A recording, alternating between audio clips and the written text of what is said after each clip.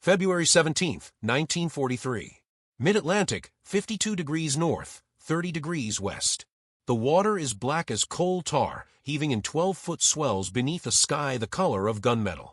Captain Lieutenant Werner Schulze stands in the conning tower view for 32, his Kapok life vest soaked through with freezing spray, binoculars pressed against the rubber seals around his eyes. The wind tears at his face. Below him, in the pressure hull's cramped belly, 43 men breathe the same stale air thick with diesel fumes, unwashed bodies, and the metallic tang of fear disguised as discipline. Schulze has been hunting for 72 hours without sleep. His eyes burn. His hands shake from cold and exhaustion.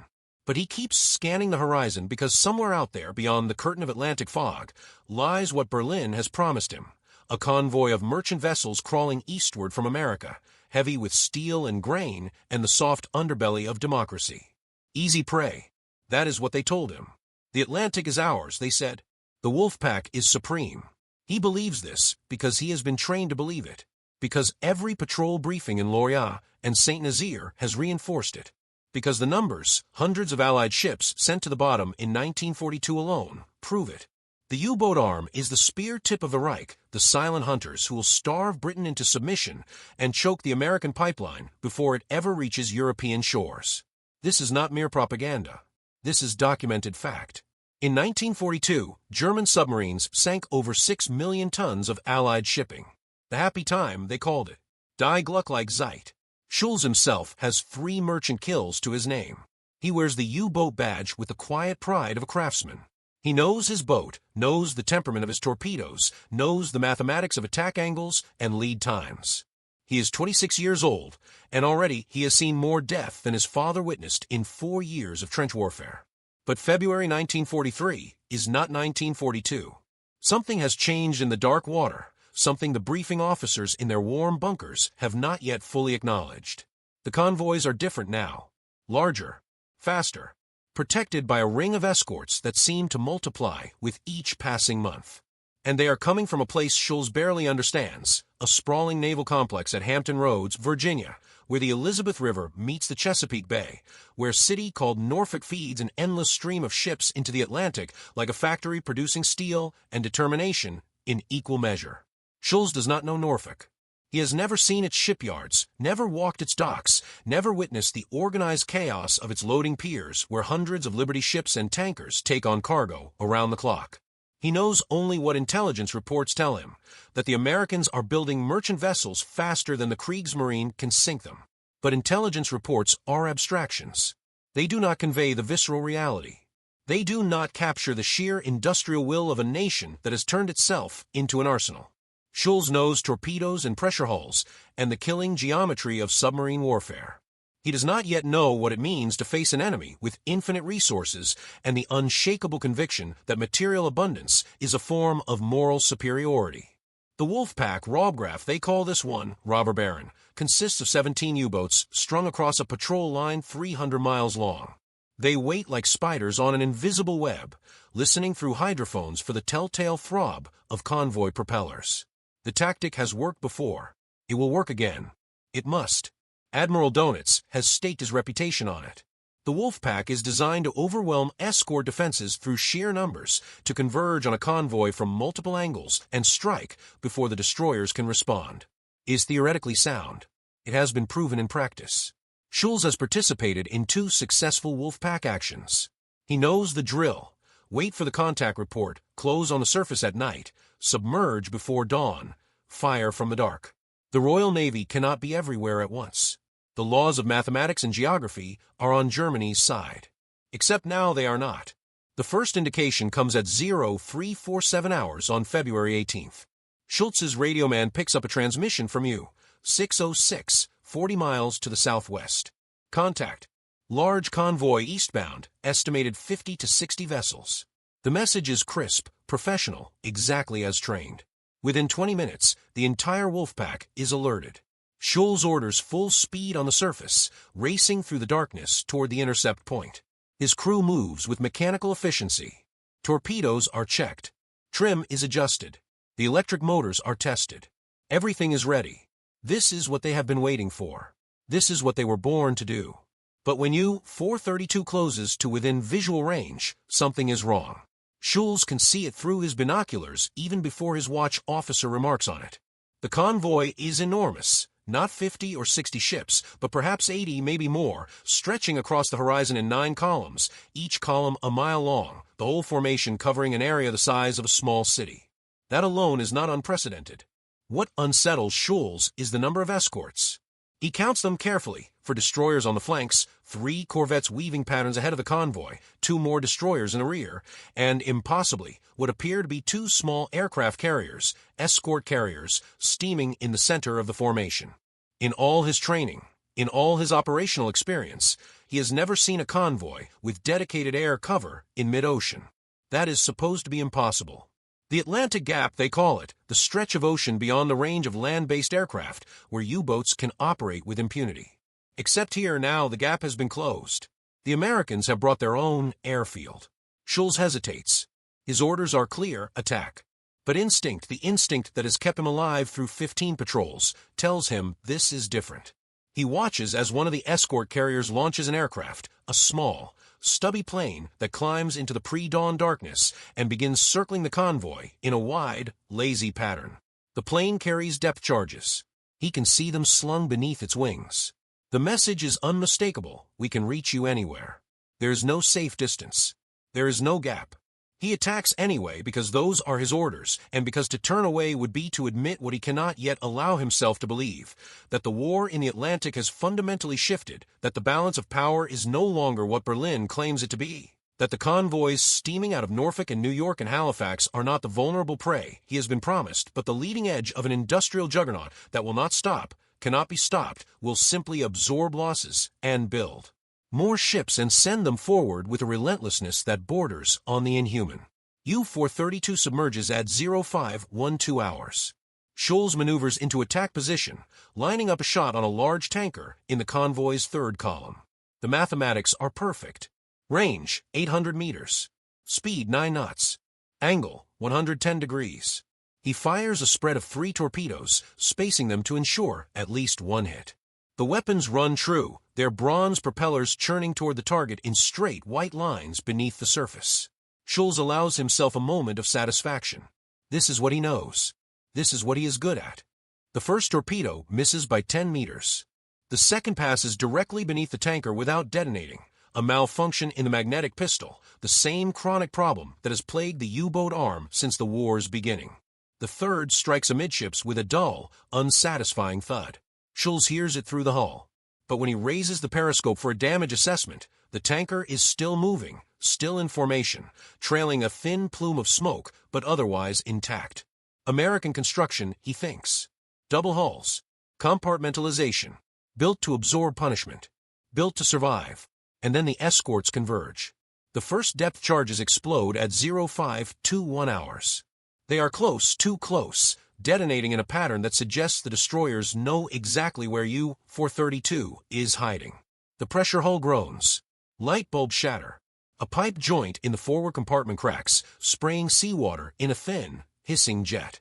Schulze orders the boat deeper, down to 150 meters, pushing the steel cylinder to the edge of its rated depth. The crew is silent. They have been depth charged before, but never like this, never with such precision, never with such sustained fury. The explosions come in waves, each pattern walking closer, hurting U-432 like a sheep towards slaughter. Schulze realizes with a cold clarity that feels like drowning that the destroyers are using a new detection system.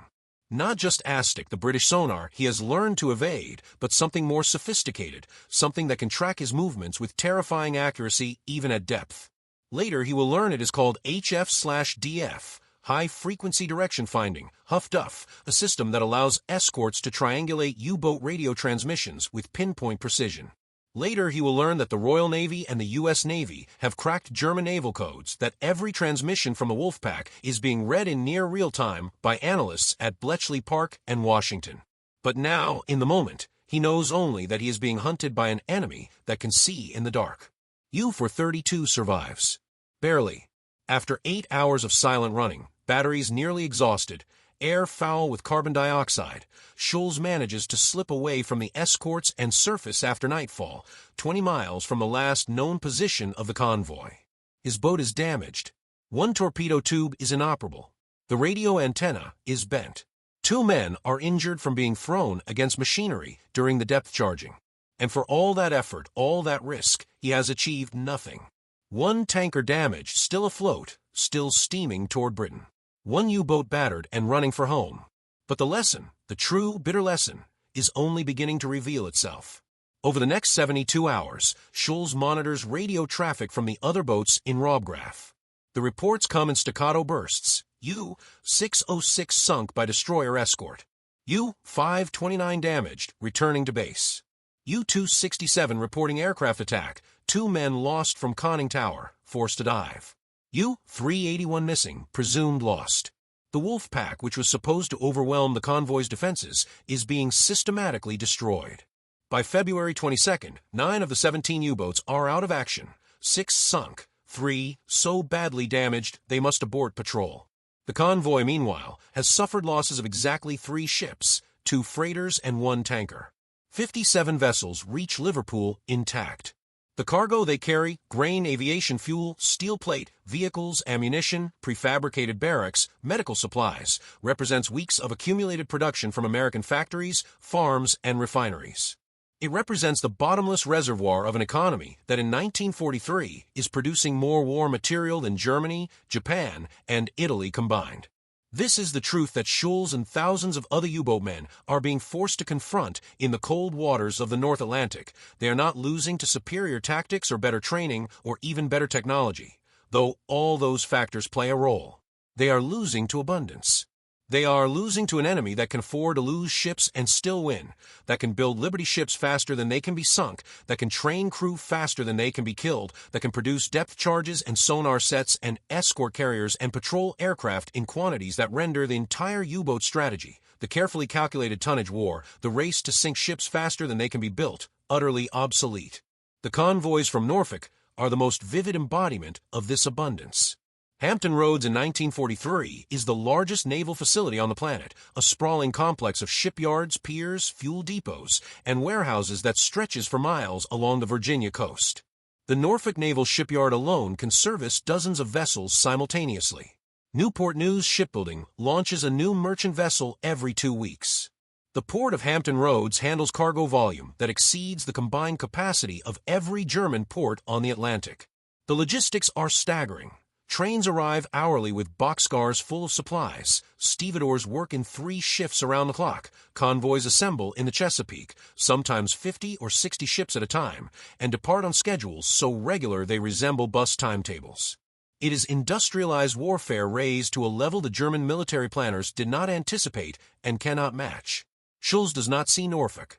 He sees only its output, the endless stream of ships, the escorts that multiply like cells dividing, the aircraft that appear where no aircraft should be, the depth charges that fall with the regularity of rainfall. He sees the convoys and understands, finally, that he is not hunting prey. He is opposing a migration. He is standing in the path of a flood. The symbolic object, the thing that comes to represent American abundance in the minds of German U-boat crews, is not a weapon. It is food. Specifically, it is the canned rations they find when they board the rare merchant vessel that could be taken as a prize before it sinks, or more commonly, the flotsam they see floating in the oil-slicked water after a successful attack. Crates of canned peaches. Sealed drums of flour marked USA. Pallets of powdered milk wrapped in waterproof canvas. The U-boat men, subsisting on black bread, tinned fish, and reconstituted potato flakes, stare at this bounty with a mixture of hunger and incomprehension. One sailor from U-203, recovered after his boat was sunk in March 1943, told British interrogators that the most demoralizing moment of his last patrol was watching a damaged Liberty ship spill thousands of cans of Spam into the Atlantic. "We had not seen real meat in 6 weeks," he said, "and they were using it as ballast. Throwing it away. That is when I knew we could not win." This is not merely anecdotal. Food, or the lack of it, becomes a metaphor for the larger material imbalance. U-boat crews are rationed to 3,000 calories per day at sea, and even that is difficult to maintain as patrols stretch longer and supply lines grow more tenuous. They eat what can be stored in submarine, canned goods, dried sausage, hard cheese, stale bread that turns moldy within days of departure. Fresh fruit is a distant memory. Vegetables are a luxury reserved for the first week at sea. By the end of a 2-month patrol, men are gaunt, vitamin-deprived, nursing scurvy and digestive ailments. Meanwhile, the American sailors on the merchant ships they are attacking eat meals prepared in galley kitchens. Hot coffee, fresh eggs in port, canned fruit cocktail, beef stew, chocolate bars as regular issue. By May 1943, the Battle of the Atlantic has effectively been decided. Donitz withdraws the Wolfpacks from the North Atlantic convoy routes, redeploying them to less heavily defended areas where they might achieve marginal successes without being annihilated. The official German naval communiques describe this as a strategic redeployment. The U-boat crews know it is a retreat. Schulze, in his last patrol report before you for 32 is lost, writes with the detachment of a man who has accepted his fate, the enemy's material superiority is now absolute. We continue to operate because those are our orders, but we harbor no illusions about the outcome. The convoys will reach Britain. The invasion will come. We can delay this, perhaps, but we cannot prevent it. The Atlantic is no longer ours. It may never have been. He is correct. The invasion comes in June 1944, supplied by the largest amphibious fleet ever assembled, every ship and landing craft and supply vessel the product of American shipyards, every ton of ammunition and fuel, and food the product of American farms and factories, all of it transported across the Atlantic in convoys that sail with near impunity because the U-boat threat has been neutralized. The material that lands on the beaches of Normandy in the first week alone exceeds the total cargo capacity of the entire German merchant marine. It is an avalanche of supplies, a logistical achievement so overwhelming that German commanders on the ground report feeling not just outnumbered, but psychologically crushed by the sheer abundance of Allied resources. American soldiers eat hot meals from field kitchens while German troops scavenge. American tanks advance with spare parts and fuel in abundance, while German panzers sit immobilized for lack of gasoline. The disparity is so great it ceases to be a matter of strategy and becomes a kind of natural force like fighting a flood or a forest fire, something that can be endured but not defeated. And all of this, all the material that makes the invasion and the subsequent liberation of Europe possible, comes across the Atlantic on ships that sail from Norfolk and New York and other ports, protected by escorts that the U-boats cannot overcome, supplied by an economy that absorbed losses and kept producing, kept building, kept sending ship after ship after ship until the ocean itself seemed to be an American highway. The epilogue to this story is written not in the grand narratives of victory and defeat, but in the small, human moments that accumulate in the margins of history. There is the diary entry of a German sailor, recovered from a sunken U-boat in 1944, in which he describes watching an American Liberty ship break apart after a torpedo hit and seeing the cargo spill into the water. Crates of oranges, thousands of them, floating on the waves like golden buoys. We surfaced to take some, he writes. We had not tasted fresh fruit in 3 months. The commander allowed it. We picked oranges from the sea while the ship sank. It felt like stealing from a god. There is the testimony of a British convoy escort commander, interviewed after the war, who said the turning point for him came not during a battle, but during a resupply stop in Norfolk. I walked into a warehouse, he recalled. It was the size of an aircraft hangar, and it was filled, floor to ceiling, with canned goods. Just food. Millions of cans. And a dockmaster told me, casually, that they filled 2 of these warehouses every week. Every week. I realized then that we were going to win. Not because of tactics or intelligence, though those mattered, but because our allies had turned their entire economy into a machine for making food and steel and ships, and they could keep doing it indefinitely. You cannot outlast that. You cannot sink it all. And there is the reflection of Werner Schulze's younger brother, recorded in an oral history project in the 1980s, decades after the war. He kept his brother's letter, the one about fighting a department store. Werner was a true believer when he joined the U-boats, he said. He believed in the cause, in the superiority of German discipline and fighting spirit. But by the end, you could tell from his letters that he had seen something that changed him. He had seen that we were not fighting nations or armies.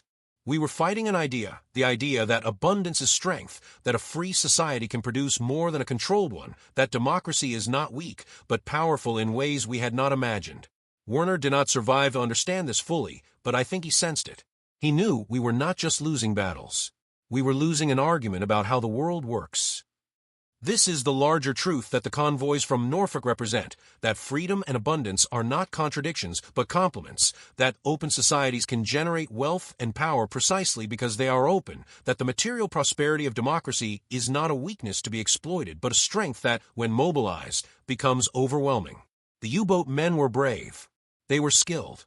They were fighting in one of the most dangerous and unforgiving environments imaginable. But bravery and skill cannot overcome an enemy with 10 times the resources and the organizational capacity to deploy them effectively. The Atlantic was not won by superior tactics or better intelligence, though both played crucial roles. It was won by production lines in Pittsburgh and oil fields in Texas and wheat farms in Kansas and shipyards in Virginia, by the accumulated output of an industrial democracy that, once committed to war, could simply outbuild and outlast any opponent. The Atlantic, in the end, was safe not because German U-boats were defeated in battle, though many were, but because the convoys from Norfolk and the other American ports represented something the Wolfpacks could not sink: the capacity of free nations to organize, produce, and sustain a global war effort without sacrificing the fundamental character that made them worth defending. The ships carried steel and grain and fuel, but they also carried a message: that abundance is not decadence, that prosperity is not weakness, that a people who can cover an ocean with cargo vessels are a people who will not be intimidated or starved into submission. And so the convoys sailed. Through 1943, through 1944, through the final collapse of the Reich in 1945. They sailed with the regularity of tides, indifferent to losses, relentless in purpose. Each voyage a small victory in a vast logistical triumph that made all the military victories possible. The U-boat men watched them pass, attacked when they could, and drowned when they could not. And in the quiet moments between patrols, in the conning towers and torpedo rooms and bunks of submarines that would soon be graves, they wondered, perhaps without words, perhaps without fully understanding, how you fight an enemy that can turn an ocean into a highway and a war into a proof of industrial democracy's power. The answer, written in the cold water of the North Atlantic and the wreckage of 1,000 sunken U-boats, was that you do not. You cannot. The Atlantic was never really safe. It was always going to be overwhelmed. The only question was how long it would take, and how many men would die before the inevitable conclusion. The convoys from Norfolk provided the answer: not long, and not enough to matter. The flood could not be stopped. It could only be endured until it swept everything away.